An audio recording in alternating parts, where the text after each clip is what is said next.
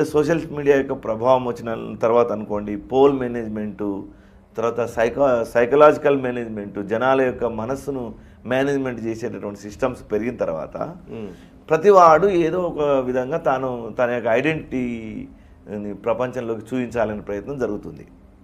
దానికి తెలంగాణ ప్రాంతంలో ఈ రాజకీయ అస్తిత్వం కోసం ఎన్నుకున్న ప్రధానమైన మార్గం ఏంటంటే తిట్లు, బూతులు.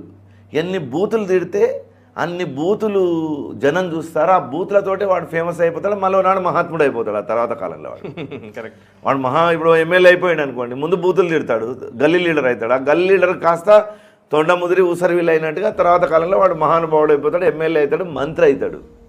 ఇదొక కల్చర్గా మన దగ్గర వస్తూ ఉన్నది. నేను ప్రజలను కూడా మనం అప్పీల్ చేయాల్సిన అవసరం ఉంది. ఇట్లాంటి వాటిని నిరాకరించాలి.